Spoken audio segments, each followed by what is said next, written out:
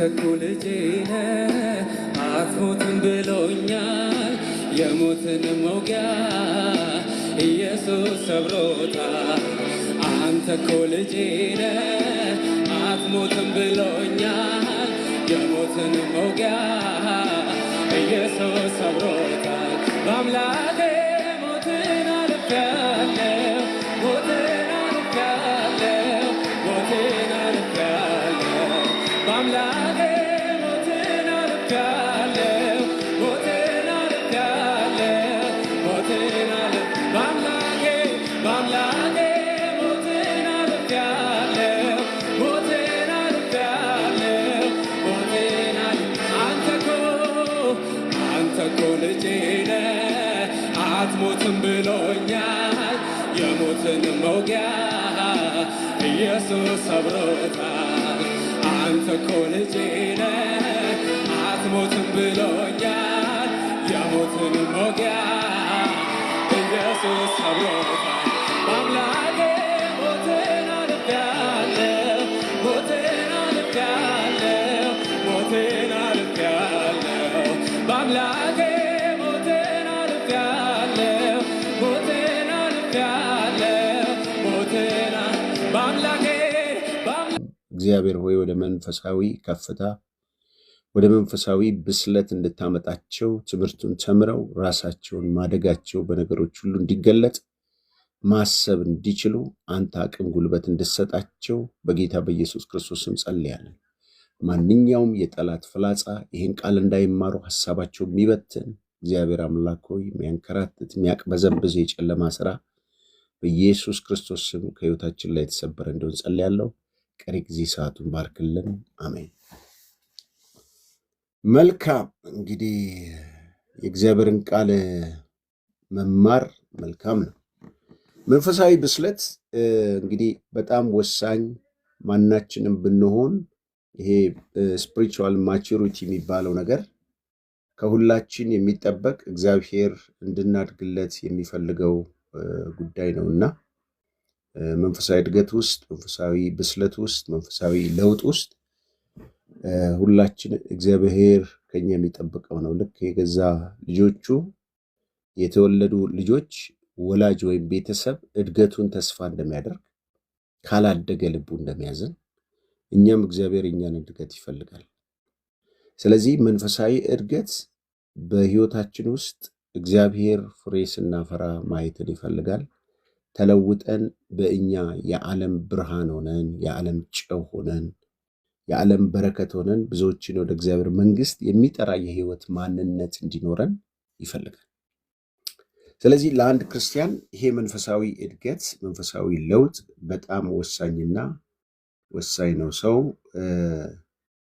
በእድሜ አንድ ሰው በመንፈሳዊ ብስለት ስናስብ መንፈሳዊ ብስለት የሚለውን ትምህርት ከመማራችን በፊት መንፈሳዊ ብስለት ያልሆነ ወይም ደግሞ መንፈሳዊ እድገት ያልሆነ ነገር ምንድን ነው ብለን ትንሽ ብናይ ራሳችንም ከዛ ውስጥ ካልሆነን ቶሎ በጊዜ ለመውጣት ይህን ቃል እንድንማር ያስፈልጋል። መንፈሳዊ እድገት ወይም መንፈሳዊ ብስለት የእድሜ ጉዳይ አይደለም። ጌታ ይባረክ። የእድሜ ጉዳይ አይደለም። መንፈሳዊ እድገት ጊዜ፣ ጥረት ወይም ደግሞ የሚጠይቅ ጉዳይ ሳይሆን የአስተሳሰብ የህይወት ለውጥ ነው።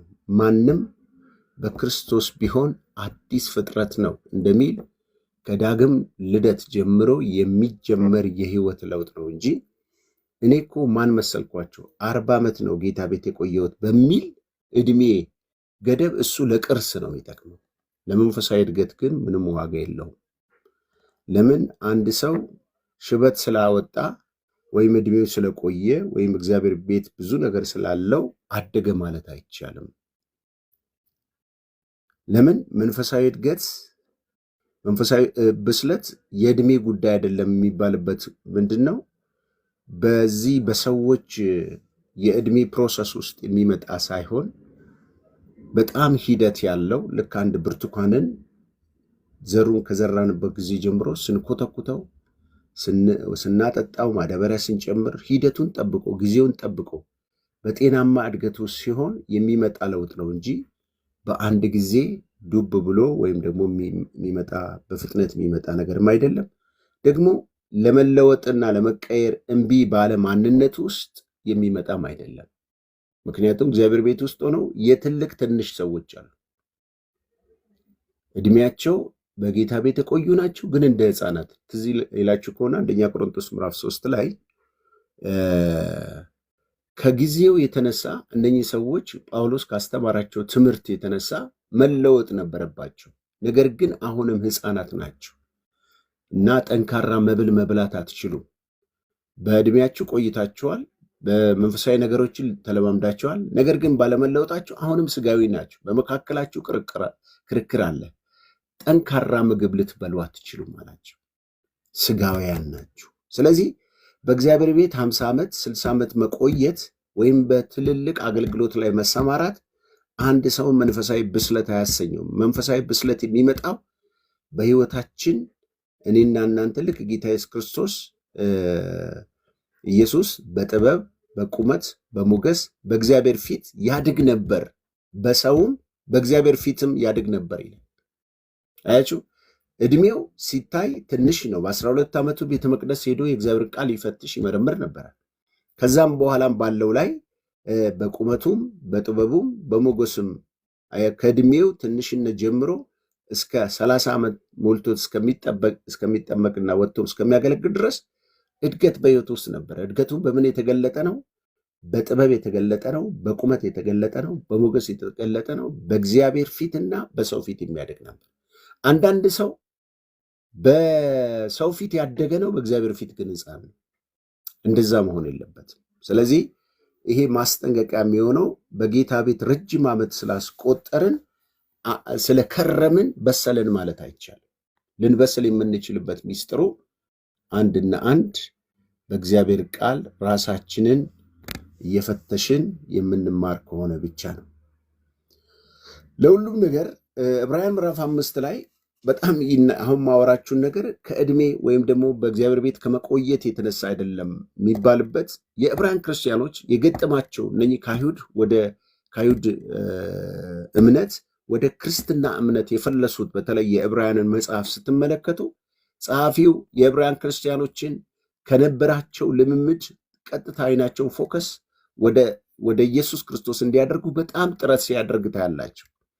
ይሁንና ግን ምዕራፍ 5 ላይ ከጊዜው የተነሳ አስተማሪ ልትሆኑ ሲገባችሁ አንድ ሰው ስለ እግዚአብሔር ቃል መጀመሪያ ያለውን የሕፃናት ትምህርት እንዲያስተምራችሁ እንደገና ያስፈልጋቸዋል ይላል። ሁሌ ትባረካለህ፣ ትጠረምሳለህ፣ እንደው ትከናወናለህ እያለ ይህን ከረሜላ እቺ ፋስት ፉድ የሆነች ነገር አየር ያዘው፣ አየሩን ያዘው፣ አስለቀቀው፣ ልቀቀው፣ ያዘው እየተባለ አሁንም የሕፃናት ትምህርት ኬጂ ወይም ደግሞ ዛሬም ጌታ ኢየሱስ ክርስቶስ ይቅር ብለዋል፣ ምሕረት ተደርጎላል ተብሎ ይሄ የመጀመሪያ መሰረታዊ ትምህርት ስንማር ጌታን ከመጠመቃችን በፊት የምንማረው ትምህርት እዛ ጋ ነው እስታክ ያደረጋችሁት ነው የሚላቸው። እዛ ጋ ነው የቆማችሁት።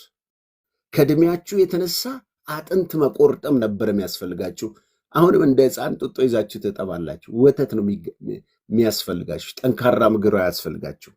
ስለዚህ እናንተን በቃል ማስረዳት ጭንቅ ነው ይልና እኔ እስከ ዛሬ በመጽሐፍ ቅዱስ ከሚገርመኝ እዚህ ዕብራውያን ላይ የተጻፈው ነው ቃል ነው። ምን ይላል? ቁጥር 11 ላይ ጆሮቻችሁ ስለፈዘዙ ይላል። ጆሮቻችሁ ስለፈዘዙ። ሰው ጆሮ ከመፍዘዝ ደረጃ ላይ ከደረሰ ቃል መስማት እንደዚህ አይነት ቁጭ ብለው መማር ትዕግስት የለውም። አይምሮው ይቅበዘበዛል፣ ሰላም የለውም። ለምን? መንፈሳዊ የሚጣፍጠውን ህይወቱን ሊገነባው ሊቀይረው ከሚችለው ይልቅ ዋዛና ፈዛዛዎች ልክ እንደ ሕፃን ልጅ ሃፒ በርዝዴይ ሲባል እንዳለ ዲኮሬሽን የሆነ ልምምዶች ነው ህይወቱ የተጠራቀመበት። ስለዚህ ከጊዜው የተነሳ አስተማሪ መሆን ሲገባቸው በጌታ ቤት ያላቸው ቆይታ፣ በጌታ ቤት ያላቸው ልምምድ ብዙ ሆኖ ግን ለውጥ በህይወታቸው የለም። ስለዚህ እነኚህ ሰዎች ከእድሜያቸው የተነሳ አስተማሪ መሆን የሚገባቸው አሁንም ሕፃናት ናችሁ። ክትትል ትምህርት ነው የሚያስፈልጋችሁ። ጠንካራ ትምህርት አያስፈልጋችሁ። ስለዚህ ደግማችሁ መሰረትን አትጣሉ፣ ወደ ፍጻሜ ሂዱ ይላቸዋል 6:1 ላይ ዕብራውያን ምዕራፍ 6 ቁጥር 1 ላይ። ስለዚህ ዛሬ እኔና እናንተ እኔ ማን መሰልኩ በጌታ ቤት እኮ ምናምን በጌታ ቤት በቆየ ከሆነ እሱ ጥሩ ነው ለሽምግልና ለመላክ ሰርግ ሲኖር በቃ ሽማግሌ ለመሆን ወይም ደግሞ የሀገር የሆነ መሪዎች ለመሆን ጥሩ ነው። ለመንፈሳዊ ዓለም ግን ሽማግሌነት ወይም ደግሞ ብስለት በእድሜ ሳይሆን በህይወት ለውጥ ነው መመሰል ያለበት እንጂ በጌታ ቤት የቆዩ ሰዎችን አናከብርም ማለት አይደለም። እዛ ውስጥ አይደለም ሞት ይሄ። ምክንያቱም መለወጥ ነው እንጂ ቁጥር መቁጠር አይደለም ማለት ነው። አንዳንድ ሰው ትምህርት ቤት ውስጥ ገብቶ የትምህርት እውቀት ሳይነካው ዶክትሬት ሊይዝ ይችላል፣ ማስተርስ ሊይዝ ይችላል፣ ሌሎችም ፒኤችዲዎችን ሊይዝ ይችላል፣ እንደገና ባችለር ሊያገኝ ይችላል፣ ብዙ የትምህርት ነገሮችን ሊያገኝ ይችላል። ጋሼ ሙላልኝ ብሎ ተምሮ የትምህርት አሰጣጥ ላይ እንደዚህ አይነቶች አስተማሪዎች ሆነው ቢገለጡ ትውልድን ያሰናክላሉ። ለምን? በትምህርት ውስጥ ነው እንጂ ያለፉት ትምህርት አልነካቸው። ምክንያቱም አንዳንድ ሰው ቸርች ውስጥ ነው እንጂ ያለው የቸርቹ ላይ ቢለቀቁ ፕሮግራሞች በረከቶች አያገኘው። ከዚህ የተነሳ በእድሜው እንደ ወንበር ውስጥ እንዳለው ግዑዝ እንደሆነው ሰው በህይወቱ ሳይለወጥ እድሜ እየቆጠረ እንደዛው ይሆናል። ብትነኩት ይሰናከላል፣ ብትነኩት ይደበድባቸዋል፣ ብትነኩት ይጠላቸዋል፣ ብትነኩት ጌታን ትቶላቸው ይሄዳል። ለእናንተ ስለ እኔ እስከዛሬ ያመለኩበትን ቸርች ትችላቸው ይጃለሁ ይላል። አያችሁ፣ ከዚህ አንጻር ነው መንፈሳዊ ብስለት የእድሜ ጉዳይ አይደለም የሚባለው። ሌላው መንፈሳዊ ብስለት ውጫዊ ጉዳይ አይደለም። ይሄ ውጫዊ አፒራንስ የሚባለው ይሄ ለምሳሌ ሰው ስፖርትን ጂምናስቲክ ሲሰራ በሰውነቱ ላይ ቅርጽ ያመጣል። ቢሮጥ ስፖርት ቢሰራ የሆነ ነገር ለውጥን ያመጣል። አንዳንድ ሰዎች በውጫዊ ይዘታቸው በጣም ያስደምማሉ። መንፈሳዊውን ቋንቋ ሲችሉበት የንግግር ችሎታ በጣም እስቲ አሁን በዚህ ዘመን ባሉት አገልጋዮች ላይ በጣም ይሄ እንደ ሳይካትሪስት የሰውን አእምሮ በማንበብ የሰውን አእምሮ የሚይዙ ቃላቶች እነኚህ ሰዎችን በንግግር በማነቃቃት ሰዎችን ትኩረት በሚስብ በማዋዛት በማሳቅ በቃ የሆነ ነገር በማስደመም አይነት ንግግር በመንፈሳዊ ብስለታቸው ያደጉ ሊመስሉን ይችላሉ። እና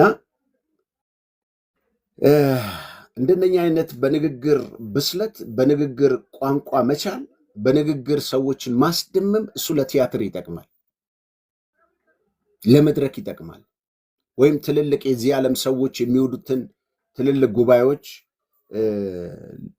አነቃቂ የሚባሉ ተናጋሪዎች በአሜሪካን ውስጥ ካሉ ፕሬዚዳንቶች እንደ ባራክ ኦባማ በጣም አንደበተ ርቱዕ ተናጋሪ የለም ይባላል። ሲናገር ማንንም ሰው ያስደምማል። ትዝ ይላችኋል፣ በጣም ዓለም ሁሉ ጉድ ብሎ ነበረ። የመጀመሪያው ምርጫው ላይ የነበረ ጊዜ ብዙ ሰው ተስፋ አድርጎ ነበረ። ብዙ ነገሮችን አስበው በጣም ተናጋሪ ሰው ነበረ ማለት እና እንደዚህ መንፈሳዊ ብስለት ከንግግር ጋር ወይም ከተግባቦት ጋር ይሄ ሰዎችን ለመያዝ የምንጠቀምበት ያ ሲስተም ሳይሆን ውስጣዊ ብስለት ነው። የህይወት ለውጥ ነው። ከውስጥ የወጣ በአንደበት የሚገለጥ ፍሬያማነት ነው እንጂ የንግግር ችሎታ ወይም ደግሞ ጎንበስ ቀና ማለት። በጣም ጎበዝ ሰዎች አሉ ቸርች አካባቢ ላይ የምታዋቸው እጥፍ ዘርጋ የሚሉ በጣም ትሁት፣ እንደዚህ አይነቱን ዲያቆን፣ እንደዚህ አይነቱን ወንጌላዊ፣ እንደዚህ አይነቱን ፓስተር በጣም እኮ በግ ነው፣ በጣም ምስኪን ነው ምትሉ ሰው አለ። እንደዚህ አይነት ውጫዊ በሆኑ ልምምዶች ሳይሆን ከውስጥ የወጣ ነው። መጽሐፍ ቅዱስ በማቴዎስ 7:15 ላይ የበግ ለምድ ለብሰው ከሚመጡባችሁ በውስጣቸው ግን ንጣቂ ተኩላ ከሆኑ ከሐሰተኛ ነቢያቶች ተጠበቁ ይላል። ለምን? የሐሰተኛ ነቢያቶች ባህሪ ተኩላ ማለት በጣም በጎች መንደር ሲሄድ ያ ቀጥ ብሎ የቆመውን ጭራ ወደ እግሮቹ መሃል ይከተዋል። እንዲህ ቀጥ ብሎ የቆመውን ጆሮ እጥፍ ያደርገዋል። ጆሮው ታጥፏል። ለምን? በግ፣ ውሻ፣ ቀበሮ እንደዚህ ተኩላ ሲያይ ይደነብራል። ስለዚህ ለምን ቤተሰብ አልሆንም ብሎ ነው የሚቀርባቸው ማለት ነው። ቤተሰብ መስሎ ነው የሚቀርበው።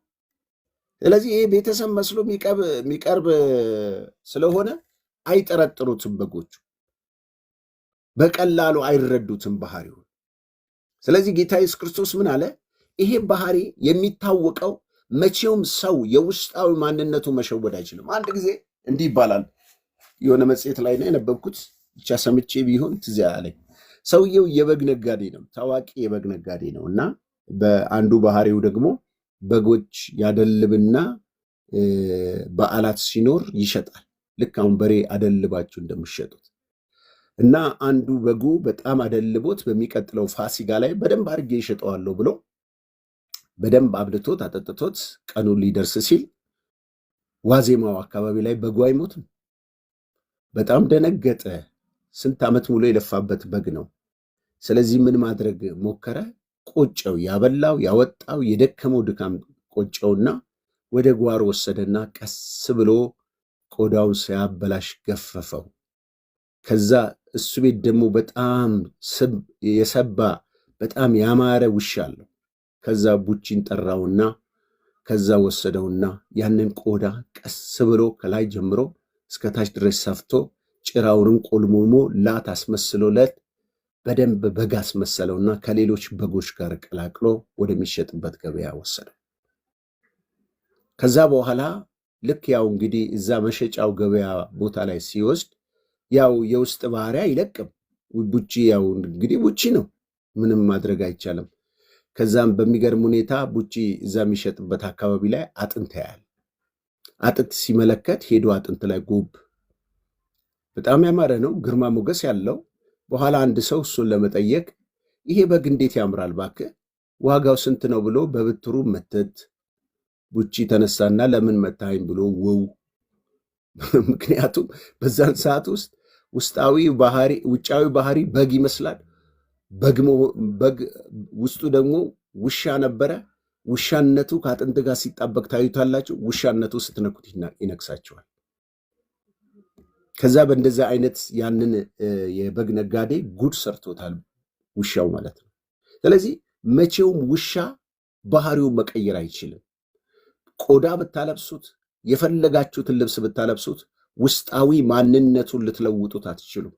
ያልተለወጠ ባህሪ ያለው ባል፣ ጓደኛ፣ አገልጋይ፣ ነቢያት ማንም በሉት አንድ ቀን ያ ባህሪያቸው በሚገለጥበት ጊዜ ይናከሳሉ። አንድ ቀን ባህሪያቸው በሚገለጥበት ሰዓት ይጎዳሉ። ስለዚህ ለዚህ ነው ጌታ ኢየሱስ ክርስቶስ ልክ እንደዚህ እንደ ሰውየው በግ የበግ ለምድ ለብሰው በግ መስለው የሚመጡ ነቢያቶች አሉ። እነሱን ከምን ታውቋቸዋላችኋል? ከፍሬያቸው ታውቋቸዋላችኋል። ለዚህ ነው ሉቃስ 11 ከ39 እስከ 42 ጌታ እንዲህ አለ፣ አሁንም እናንተ ፈሪሳውያን አላቸው፣ የጽዋውን የውጭውን ወጨት ታጠራላችሁ፣ ውስጣችሁ ግን ቅሚያና ክፋት ሞልቶበታል። እናንተ ደንቆሮች፣ የውጭውን የፈጠረው የውስጡን ደግሞ አልፈጠረምን? ነገር ግን በውስጥ ያለውን ምጽዋት አድርጋችሁ ስጡ፣ እነሆ ሁሉ ንጹሕ ይሆናል።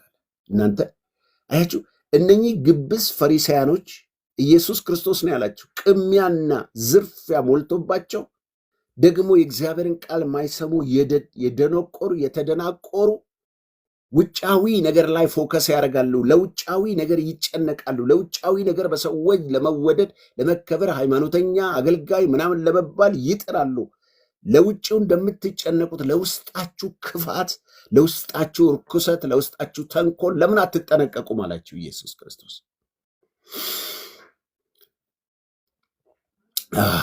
ጌታ ሆይ ጸጋን አብዛለን። ለምን በጣም ድራማ የበዛበት ዘመን ውስጥ ያለን።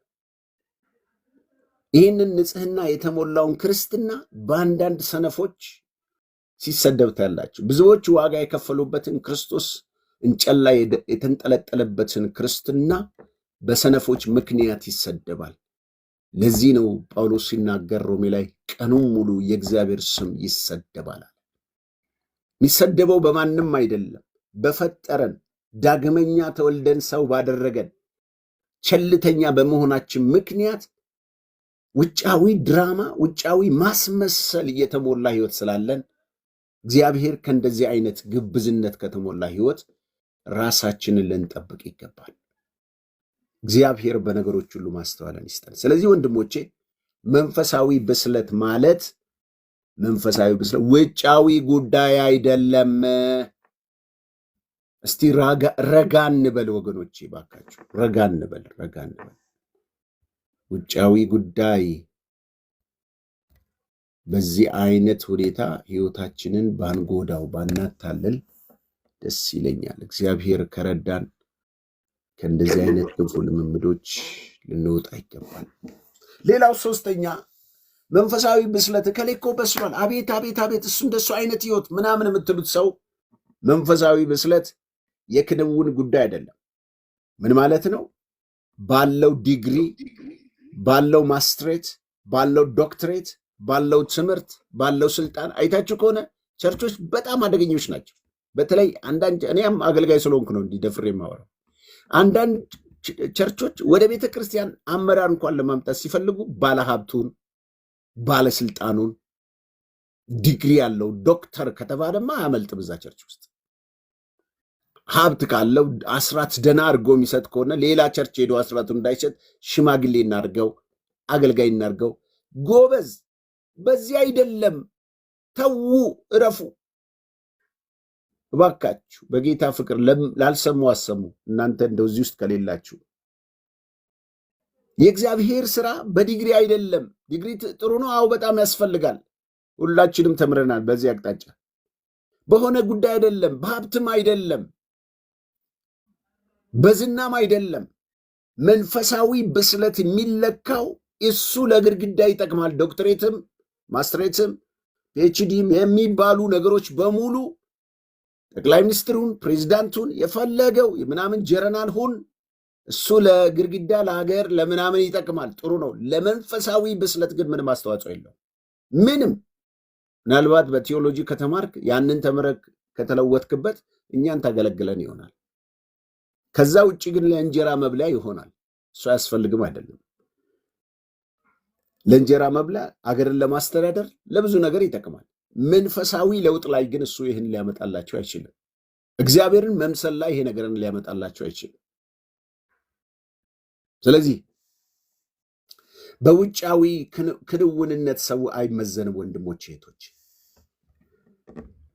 ለሰራነው ምግባር የተቀበልናቸው የእውቅና ሰርተፍኬቶች የብስለት መመዘኛ አይደሉም። ቅድም ብያቸዋለሁ። በቲዮሎጂ ትምህርት ቤት ውስጥ ገብቶ ቲዮሎጂ ሳይነካው የተንሻፈፈ ወንጌል የሚሰብክ ስንት ሰው አለ? የተንሻፈፈ ሄርሜኔቲክስ ወይም የቃል አፈታትን ወይም መጽሐፍ ቅዱስን አፈታት የሚያወራ ስንት ሰው አለ? የተንሻፈፈ የስነ መለኮት ትምህርትን አስተምሮተ እግዚአብሔርን ሙሉን የመጽሐፍ ቅዱስን አስተምሮት አንሻፎ ለራሱ ጥቅም ለራሱ ሐሳብ የሚያጣምም ስንት ሰው አለ? ስለዚህ መጀመሪያ እኔና እናንተ ብስለት ዕውቀትን ማከማቸት ጉዳይ አይደለም። ብስለት በአይምሮ በልብ በሕይወት መለወጥ ነው። ጌታ በነገሮች ሁሉ ጸጋን ያብዛል። ለዚህ ነው መጽሐፍ ቅዱሳችን ሉቃስ 11:52 ላይ እንዲህ ይላቸዋል ጌታ ኢየሱስ ክርስቶስ፣ እናንተ ሕግ አዋቂዎች፣ በጣም ይገርማል፣ የእውቀት መክፈቻ ስለወሰዳችሁ ወየውላችሁ፣ ራሳችሁ አልገባችሁ የሚገቡትንም ትከለክላላችሁ። እግዚአብሔር ከዚህ ይጠብቃል። ሰምታችሁ ከሆነ ደግሜ ላንብብላችሁ ካልሰማችሁ፣ እናንተ ሕግ አዋቂዎች። ምክንያቱም እነኚህ ሕግ አዋቂ የሚባሉት የሚገርማችሁ በእስራኤል የሃይማኖት መሪዎች ታዋቂ 3 መሪዎች አሉ። ፈሪሳዊ፣ ሰዱቃዊና ጸሐፍት የሚባሉ አሉ። ፈሪሳውያኖች የህዝባዊ አስተዳደር ስራ ላይ ህዝብን በማስተዳደር ላይ ትልቅ ሚሽን ያላቸው ናቸው። ጸሐፍት የሚባሉት ደግሞ የብሉይ ኪዳንን የህግ መጽሐፍቶችን ጠንቅቀው የሚያውቁ በቃላቸው የሚሸመድዱ ህዝቡን በማስተማር የሚተጉ ናቸው። ሰዱቃያን ደግሞ የመሰዋቱ አካባቢ ላይ ቤተ መቅደሱ አካባቢ ላይ ዕቃ በመሸከም አንዳንድ ሴሪሞኒን በማዘጋጀት የሚሰሩ ናቸው። የሚገርማችሁ ነገር ሰዱቃያን የሚባሉት ከፈሪሳያኖች እንኳን እርስ በርሳቸው አንድ ካምፕ ውስጥ ሆነው ልዩነት አላቸው። ለምሳሌ ሰዱቃያን ሙታን ትንሣኤ አያምኑ፣ ፈሪሳያኖች ናቸው የሚያምኑት። ስለ ጸሐፍቶች ደግሞ ሲናገር መጽሐፍ ቅዱስ ሲናገር መጽሐፍትንና ኃይሉን አታውቁምና ትስታላችሁ ተብለው ተነቅፈዋል።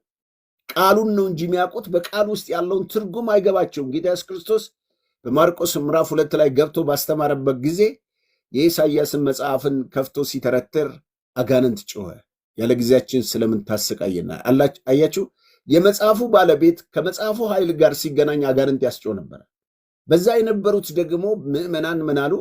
ይሄ ሰው ሲያስተምር እንደ ባለስልጣን ነው፣ እንደ ጸሐፍት አይደለም አሉ። አያችሁ፣ የተለየ ዲግሪ ብንይዝ ያ ዲግሪ የእግዚአብሔርን ኃይል ላይጠራለን ይችላል። አንዳንድ አይታቸዋል፣ ክርስትና ላይ ሲፋተጉ አይታቸዋል። በትርጉም ላይ በአመለካከት ላይ አብዛኛዎቹ የቴዎሎጂ ትምህርት ቤት ሊበራል ቴዎሎጂ የሚማሩ ሰዎች አሉ። ይሄ የመንፈስ ቅዱስን ልምምድ የጸጋ ስጦታ የሚቃወም አስተምሮት የሚከተሉ አሉ። እና ያ መንፈስ በሐዋርያት ዘመን ቆሟል፣ አሁን አይሰራም ብለው ስለሚሉ ብዙ በዚህ ከሊበራል ቴዎሎጂ ተመርቀው የወጡት በሙሉ ይህን የጸጋ ስጦታ መንፈሳዊ ልምምዶችን፣ ጥሪን፣ ሐዋርያነትን፣ ይሄ ነብይነትን፣ መጋቢነትን የሚቃወሙ ናቸው። ምን እንደሚፈልጉም አይታወቅም። ለምንድን ነው እነኚህ ሰዎች እና እንደዚሁ እነዛም በወቅቱ የነበሩትን ሰዎች ምን ይላቸዋል? እናንተ ሕግ አዋቂዎች የእውቀት መክፈቻ እጃችሁ ላይ አለ። እውቀት አላችሁ፣ ግን እውቀታችሁን መክፈቻው እጃችሁ እያለ ወይ እናንተ አትገቡበት ወይ አታስገቡበት፣ እንቅፋት ሆናቸዋል አላቸው። እንቅፋት ሆናቸዋል። በእውነት ሰው ይላል መጽሐፍ ቅዱሳችን ስለሚናገረው ከንቱ ቃል በፍርድ ቀን መልስ ይሰጥበታል ይላል። አስተውል ወንድሞቼ እህቶቼ፣ የእግዚአብሔርን ቃል ብዙ ካወቀ ብዙ ይጠበቅበታል። የእግዚአብሔርን ቃል ባወቃችሁት መጠን፣ ለዚህ ነው ያዕቆብ ምዕራፍ 3 ላይ ሁላችሁም አስተማሪዎች አትሆኑ ይላል። አስተማሪዎች አትሆኑ። ለምን? ከጊዜው የተነሳ ብዙ ሰዎች ያ አስተማሩትን የተናገሩትን የተማሩትን ቃል መኖር ስለማይችሉ እዚህ ጋም ጌታ ኢየሱስ ክርስቶስ ምን ይላቸዋል? ወየውላችሁ ይላቸው፣ ወየውላችሁ። ስለዚህ መንፈሳዊ ብስለት ክንውን ጉዳይ አይደለም። ሌላው መንፈሳዊ ስጦታ፣ መንፈሳዊ ብስለት እዚህ ጋር በደንብ አዳምጡ። እዚህ ጋር በደንብ እንድሰሙኝ፣ እንደው የምትወጡ ሰዎች እቺ ሰምታችሁ ውጡ፣ የምትወጡም ከሆናችሁ። መንፈሳዊ ብስለት መንፈሳዊ ስጦታ መሞላትና ማገልገል አይደለም። ምን በትንቢት መናገር፣ በልሳን መናገር፣ ልዩ ልዩ የጸጋ ስጦታ በእኛ ሕይወት ውስጥ መገለጥ የብስለት መለኪያ አይደለም። መንፈሳዊ ስጦታ የአደራ ስጦታ ናቸው፣ የአገልግሎት ስጦታ ናቸው።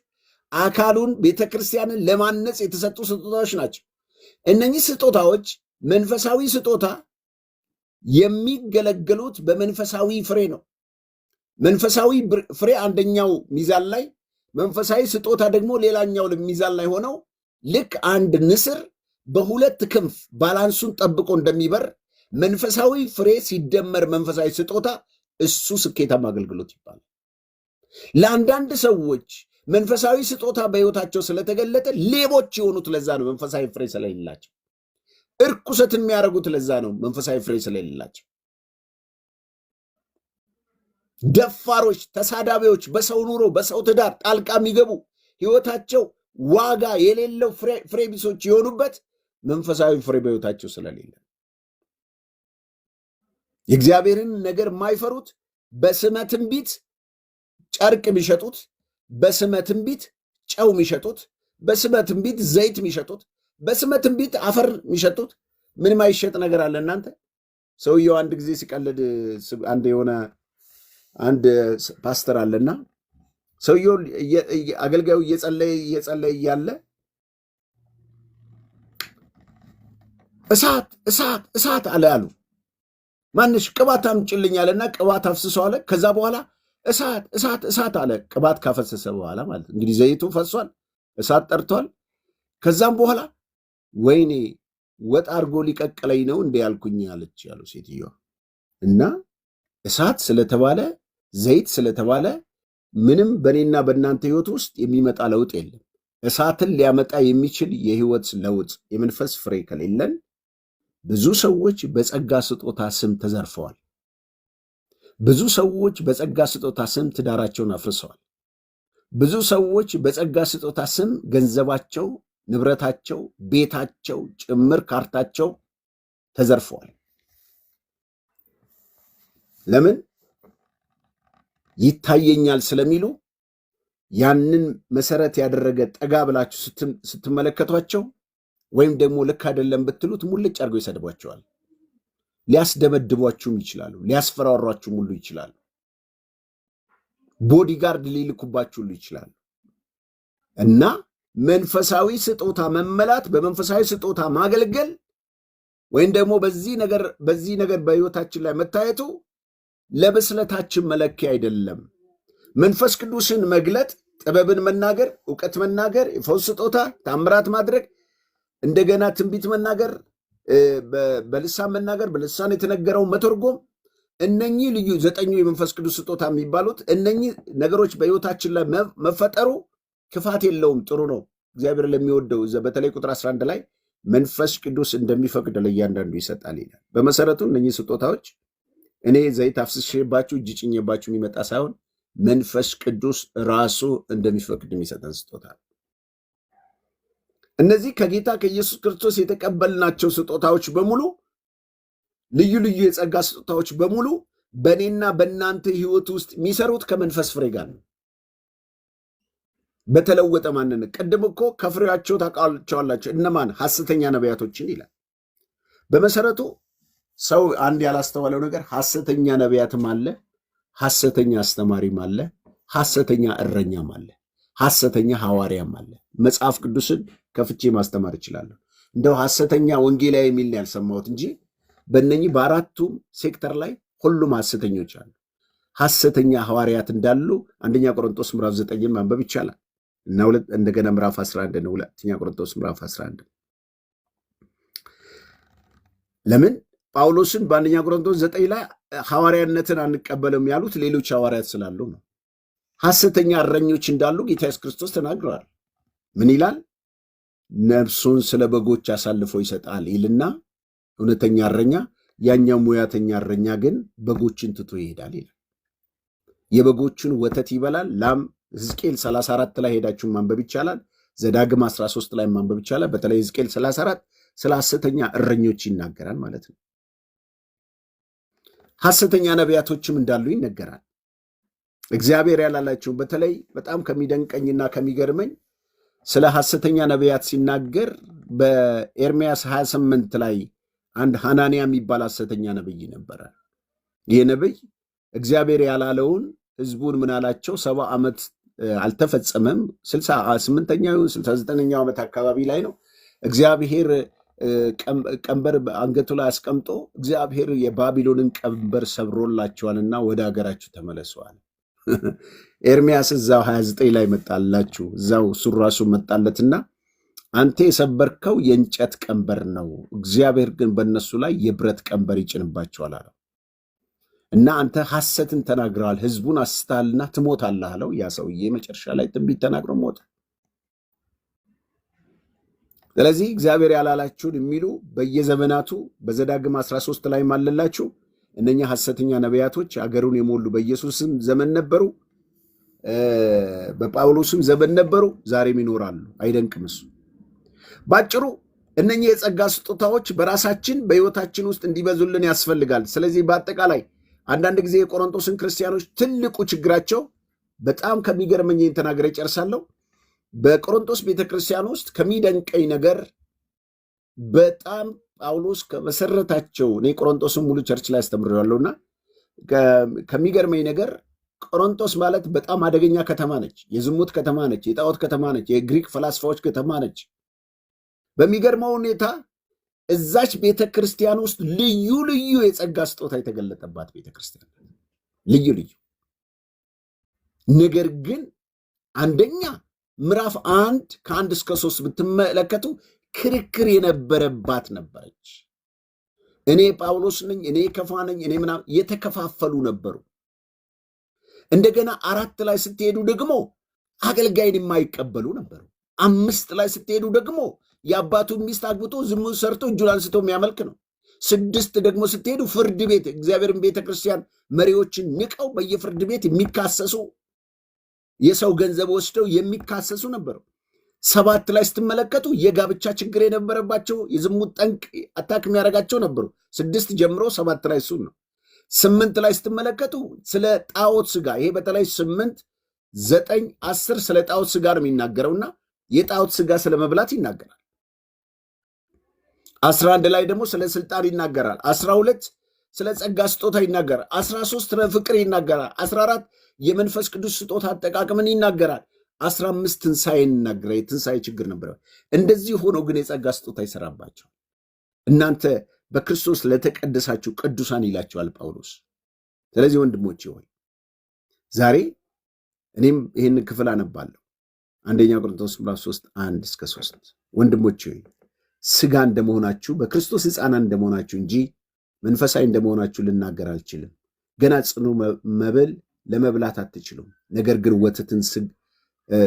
ወተትን ትጋታላችሁ። ገና ሥጋ መብላት አትችሉም ብሎ ወቀሳቸው። እነኚህ ሰዎች በመካከላቸው ምን ስላለ ነው? ክርክር አለ፣ ቅናት አለ። ስለዚህ መንፈሳዊ ብስለት አሁን ዛሬ የነገርኳችሁ አንደኛ የዕድሜ ጉዳይ አይደለም። ሁለተኛ መንፈሳዊ ብስለት ውጫዊ ጉዳይ አይደለም። የንግግር የቅልጥፍና የማስመሰል ጉዳይ አይደለም። መንፈሳዊ ብስለት ብዙ ዶክትሬቶች፣ ብዙ ዲግሪ፣ ዲፕሎማ፣ ልዩ ልዩ ሰርተፍኬቶች፣ የትምህርት ማስረጃው ስላለን ሳይሆን በአእምሯችን በልባችን መለወጥ ነው እንጂ ውጫዊ እውቀት ታጭቀን ያ አይደለም ብስለት። መንፈሳዊ ብስለት በልዩ ልዩ የጸጋ ስጦታ መሞላት፣ በዚያም ደግሞ መገለጡ እሱ መንፈሳዊ አያሰኝም። ብስለት በሰለን አያሰኝንም። እነኛ አራቱ ነገሮች መንፈሳዊ ብስለት እንዳይደሉ ላሳያችሁ ሞክሬያለሁ። ስለዚህ መንፈሳዊ ብስለት እኔና እናንተ እግዚአብሔር በክርስቶስ ኢየሱስ ሕይወታችን ውስጥ እንዲገለጥና እንዲበዛ የሚቀጥለው ማክሰኞ ደግሞ ይህንን በክርስትና ብስለት ወይም በመንፈሳዊ ማቹሪቲ ስፒሪቹዋል ማቹሪቲ የሚለውን ትምህርት የሚቀጥለው ሳምንት ደግሞ ቀጥለላችኋለሁ። ጌታ ኢየሱስ ይባርካችሁ።